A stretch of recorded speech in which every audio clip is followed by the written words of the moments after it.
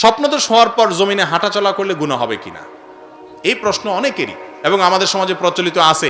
স্বপ্নদোষ হলে মাটিতে হাঁটা যায় না। আমি দেখেছি এরকম মানুষ, স্বপ্নদোষ হয়েছে হয়তো, তো সে একটা চাদর এটা বিছাই দিয়া চাদরের উপরে পাও রাখা ওইটা হেসরাতে হেসরাতে যাইতেছে বাথরুম পর্যন্ত।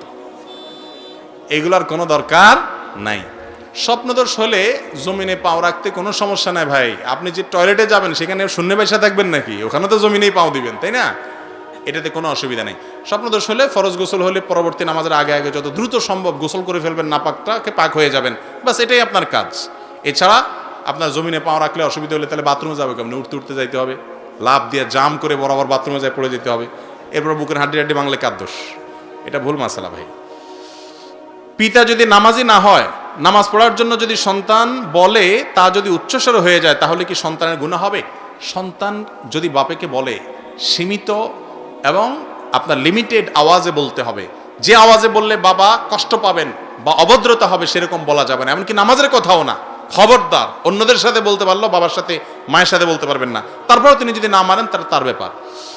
বড় পীর আব্দুল কাদের জিলানীর নামের উপর বায়াত হওয়া যায় কিনা দয়া করে যদি বলতেন।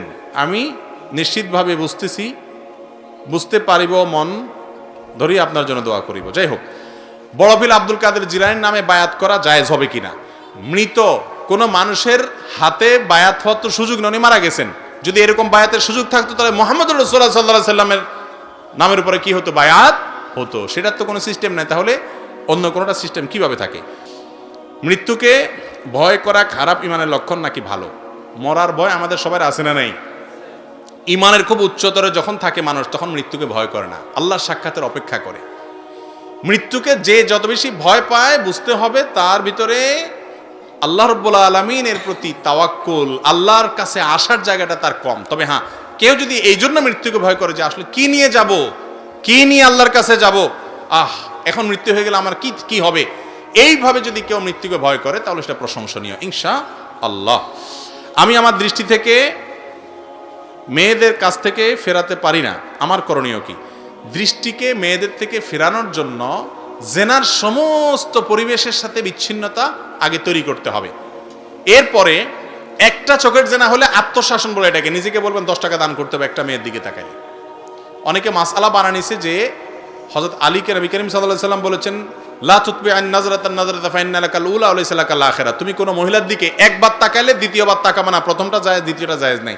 অনেকে হাদিসের ব্যাখ্যা করে যে প্রথমবার যখন জায়েজ আছে তাহলে তাকায় থাকি, এক চান্সে যদ্দূর পারে দেখে নি, কারণ সেকেন্ড চান্সে দেখা জায়েজ হবে না। এটা ভুল ব্যাখ্যা। প্রথম মানে হলো অনিচ্ছাকৃতভাবে চোখ পড়ে গেছে সেটার জন্য গুনাহ হবে না, কিন্তু সাথে সাথে চোখটা ফিরে আনতে হবে, তাহলে আর কি হবে না, ওইটার জন্য গুনাহ হবে না। ইচ্ছাকৃত আপনি উপর দিকে তাকাবেন না। এই জন্যই তো আল্লাহ তাআলা বলছেন নজরকে হেফাজত করতে, নিয়ন্ত্রণ করতে, যাতে নিচের দিকে তাকাবেন, যতটুকু আপনার পথ চলতে দরকার ততটুকু তাকাবেন। ডাইনে বামে এরকম আপনার মোরগের মতো কল্লা ঘুরে ঘুরে তাকালেন কোথায় কি আছে, সেটা জায়েজ নাই, সেটা করবেন না। কবরে অথবা মাজারে মোমবাতি জ্বালানোর বিধান কি? মাজারের নামে মাহফিল করার বিধান কি? ভাই, যিনি মারা গেছেন তার জন্য দোয়া করতে হবে। তার নামের উপরে কিসের মাহফিল? মাহফিল হবে আল্লাহর সন্তুষ্টির জন্য। এছাড়া মোমবাতি জ্বালাবেন মানুষের ঘরে, কবরে যিনি সাহিত্য আছেন ওই বেচারা তো মাটির নিচে, ওখানে মোমবাতি জ্বালালে কার লাভ? এগুলো বেদাত, এগুলো শিরকের দিকে নিয়ে যায়। খবরদার, কোনো কবরে মোমবাতি আগরবাতি এগুলো জ্বালাবেন না। কবরে ওটা জ্বালালে কি লাভ? এটা মানুষের জন্য, অতএব জীবিত মানুষকে দিতে হবে। আর কয়েকটা প্রশ্ন আছে, দেব না শেষ করবো ভাই? আচ্ছা, টেনে শেষ করে ফেলাই। পানি খাওয়ার নিয়ম সম্পর্কে বলবেন, দাঁড়িয়ে পানি খাওয়া যাবে কিনা কোরআন হাদিসের আলোকে জানতে চাই। দাঁড়িয়ে পানি পান করলে বড় কোনো গুনাহ না হলেও এটা সুন্নতের খেলাফ, মাকরুহ হবে। নবী করিম সাল্লাল্লাহু আলাইহি ওয়াসাল্লাম সচরাচর বসে পানি পান করতেন। কখনো কেউ যদি নিরুপায় হয়ে দাঁড়িয়ে পান করে, এমন কোনো পরিবেশ আছে যেখানে বসার জায়গা নাই, বসলে অসুবিধা হবে, সেখানে পান করে ফেললেন বা করে নিলেন, তাতে ইনশাআল্লাহ বড় কোনো গুনাহ হবে না। কিন্তু দাঁড়িয়ে পানি পান করার অভ্যাসটা ভালো না, সুন্নত নয়। এতে স্বাস্থ্যের জন্য ক্ষতিকর দিক আছে এবং রিস্ক থাকে গলা টলা বিভিন্ন জায়গায় আটকার, নাকে উঠার। বসে পানি পান করা হলো সুন্নত। মুসলিমের এক হাদিসে আসছে গলা থেকে আপনার হাত দিয়ে বমি করে বের করে ফেলা যদি দাঁড়িয়ে পানি পান করা। এখান থেকে বোঝা যায় দাঁড়িয়ে পানি পান করা উচিত না। হ্যাঁ, নবী করিম সাল্লাল্লাহু আলাইহি ওয়াসাল্লাম কখনো কখনো পান করেছেন, এটা জায়েজ প্রমাণ করার জন্য। বর্তমানে টিএনসি, রিং আইডি এবং ভেস্টিং নামে একটি কোম্পানি আছে বাংলাদেশে। এসব করা কি জায়েজ হবে? যুবকদেরকে খুব ডিস্টার্ব করছে তারা। এগুলো সবগুলার নামে যাই হোক MLM কোম্পানি, আর MLM কোম্পানির ব্যাপারে সমস্ত আমাদের ফতোয়া আছে, আমাদেরও বিস্তারিত ব্যাপারে বলা আছে, এগুলো জায়েজ নাই। এগুলা টোপ দেয়, এই যে দেখেন না ডেস্টিনি, হুজুররা না জায়েজ বলছে তখন শুনে নাই, যখন ধরা খাইছে পুরো আউট হয়ে গেছে, এবার বুঝছে হুজুরদের ফতোয়া ঠিক ছিল। তারপরে এই যে ইভ্যালি, তারপরে আপনার আরো কতগুলো এরকম হলো, এদের বিরুদ্ধে ওলামা একরাম অনেক আগে ফতোয়া দিয়েছেন, আমরা বহু আগে মাসআলা বলেছি, মানুষ শুনে নেই, এখন ধরা খাওয়ার পরে বুঝতেছে যে হুজুরদেরটাই সঠিক ছিল। অতএব এগুলোর সাথে যুক্ত হবেন না। যে আপনার বিভিন্ন রকমের অফার থাকে, এই অফারগুলো ম্যাক্সিমামই অবৈধ অফার। যদিও আমি ইন্ডিভিজুয়াল কোনো অফার সম্পর্কে আলাদা মন্তব্য করছি না, বিশেষ করে এতজন ধরে আনেন, ভিডিও দেখেন, তাইলে আপনি কমিশন পাবেন, পয়সা পাবেন, এগুলো কোনো হালাল উপার্জনের পদ্ধতি না। কোরআন অথবা হাদিসে বালাগাল উলা আছে কিনা, থাকলে জানাবেন, এবং আমি এর অর্থটা জানতে চাই। বালাগাল উলা বিকামালিহি, নবী করিম সাল্লাল্লাহু আলাইহি ওয়াসাল্লাম বলা হয় যে তিনি অনেক উচ্চ আসনে আসীন হয়ে গেছেন, অনেক উপরে তার মর্যাদা উঠে গেছে, তার যে কামাল এবং পূর্ণতা, এই কামাল এবং পূর্ণতা সহকারে কাশাফাত দুজা বিজামালিহি, তিনি পৃথিবীকে আলোকিত করেছেন তার আলো দ্বারা। হাসুনাত জামিউ খিসালিহি, তার সকল ভালো ভালো বৈশিষ্ট্য এবং খাসলত, চরিত্র, মাধুর্যগুলো ভালো। সল্লু আলাইহি ওয়া আলিহি, তোমরা সবাই তার প্রতি দুরূদ করো এবং তার সাহাবীদের প্রতি দুরূদ পাঠ করো। এই বালাগাল উলা বিকামালি, এটা নবী সাল্লাল্লাহু আলাইহি সাল্লামের প্রশংসায় বানানো কবিতামালা, এটা কোনো কোরআন হাদিসে বর্ণিত হয় নাই। অনেকে এটা নিয়ে আপত্তি তুলেন যে বিকামালিহি, নবীজি নিজের কামাল দ্বারা, নিজের পূর্ণতা দিয়ে কিভাবে পূর্ণ হলেন, তিনি তো আল্লাহ তাকে পূর্ণত করেছেন তাই হয়েছে। হ্যাঁ, কথা সেটা যে আল্লাহই পূর্ণ করেছেন, কিন্তু বিকামালি মানে এই না সব সময় যে তিনি তার পূর্ণতা দিয়ে নিজে নিজে পূর্ণ হয়েছেন। এর অর্থ তিনি তার কামাল সহকারে পূর্ণ হয়েছেন এমনই হতে পারে, বা হরফে জর আরবি গ্রামার অনুযায়ী এটার অনেক অর্থ হতে পারে। একটা অর্থ ফিক্স করে এটাকে শিরকপূর্ণ বলার কোনো সুযোগ আমি দেখি না। আচ্ছা হুজুর, একটা মেয়ের সাথে আমার দীর্ঘ 6 বছর যাবত রিলেশন ছিল, এখন ওর আমার কোনো যোগাযোগ নাই, এই হারাম রিলেশন দ্বারা যে আমার গুনাহ হয়েছে, গুনাহ থেকে আমার বের হয়ে আসার উপায় কি? আলহামদুলিল্লাহ, ভালো প্রশ্ন। আগে হারাম সম্পর্ক ছিল, এখন আপনার অনুশোচনা হয়েছে, আপনি বের হয়ে আসছেন। আগের কাজের জন্য লজ্জিত হয়ে নিজেকে ভৎসনা করবেন, ভবিষ্যতে আর জীবনে এই পথের ধারেও যাবেন না, সংকল্প করবেন, আল্লাহর কাছে অনুতপ্ত হয়ে মাপ চাইবেন, ইনশাআল্লাহ আল্লাহ তাআলা মাফ করে দিবেন। ভালো হওয়ার জন্য আমাকে উপদেশ দেন হুজুর। ভালো হইতে পয়সা লাগে না, সবচেয়ে শর্ট উপদেশ, ভালো হইতে পয়সা লাগে না, বরং খারাপ হইতে পয়সা লাগে। পেন্সিল খেতে মাদকের জন্য পয়সা লাগে, হারাম কাজ করতে গেলে পয়সা লাগে, ভালো হইতে পয়সা লাগে না, আসলেই লাগে না। অতএব ভালো হওয়ার জন্য কোরআন এবং হাদিসকে পড়ে শুনে জেনে আমল করবেন, ইনশাআল্লাহ বিদিনিল্লাহ ভালো পথে চলে আসবেন। আমরা জানি ইসলামের মূল বাণী শান্তি, অথচ কোরআনে যাহা নিষিদ্ধ করা হয়েছে তাহাই বেশি করি আমরা দাবি করি আমরা মুসলমান, এই গ্রামে 50% লোক অপকর্মের সাথে জড়িত। আমাদের করণীয় কি? এরা কোনো সাধারণ লোক না, গ্রামের গণ্যমান্য ব্যক্তি, সাধারণ জ্ঞানগত ভাবে বললে কোরআন ও সুন্নাহর আলোকে জানতে চাই।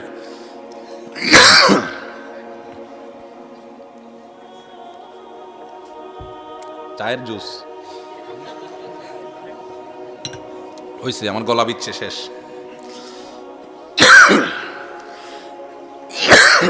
ভাই, এটা তো ঠিক যে আমাদের দেশে বড় বড় মোড়ল মাতবররা অনেক হারাম কাজের সাথে আমরা জড়িত, সাধারণ মানুষও জড়িত, অথচ নিজেদেরকে আমরা দাবি করি আমরা মুসলমান। আমরা বেশি আমরা নামে মুসলমান, কাজে কর্মে আসলে আমরা পরিপূর্ণ মুসলমান না। আল্লাহ তাআলা আমাদেরকে পরিপূর্ণভাবে ইসলামে দাখিল হওয়ার তৌফিক দান করুন। পরকিয়া করলে কি শাস্তি হবে? ভাই, জেনা করার যে শাস্তি, পরকিয়ার সে শাস্তি শুধু সেটা না, সাধারণ জেনার শাস্তি না। কে পরকিয়া করলে, জেনায় লিপ্ত হলে, বিবাহিত মানুষ নারী হোক আর পুরুষ হোক, ইসলামী শরীয়তের বিধান হলো রজম দিয়ে তার মৃত্যুদণ্ড কার্যকর করতে হবে। ভালো করে শুনেন, জেনার মতো একটা অপরাধে মৃত্যুদণ্ড, তাও রজমের মাধ্যমে, এত কঠিন শাস্তির কথা আল্লাহ তাআলা যে বলেছেন, এখান থেকে বোঝা যায় বিবাহিত মানুষের জেনায় লিপ্ত হওয়া, হারাম সম্পর্ক করা, পরকিয়া তলে তলে হারাম সম্পর্ক করা, এটা কত ডেঞ্জারাস। অনেক পুরুষ আছে, মহিলা আছে, ফেসবুকে তলে তলে ইটিস পিটিস চ্যাটিং করে, 2 নম্বরই করে অনেকের সাথে, আছে না নাই?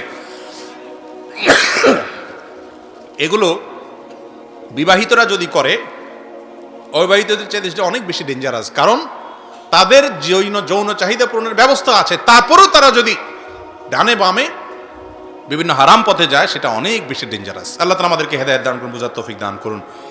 মিলাদ কিয়াম করা কতটা শরীয়ত সম্পন্ন? নবীজি সাল্লাল্লাহু আলাইহি ওয়াসাল্লাম দুরূদ পড়বেন, এটা ঠিক আছে, কিন্তু দুরূদের জন্য সবাই একত্র হইতে হবে, আবার দুরূদ পড়তে পড়তে দাঁড়ায় যাইতে হবে, এরকম কোনো নির্দেশ কোরআন হাদিস দেয় নাই।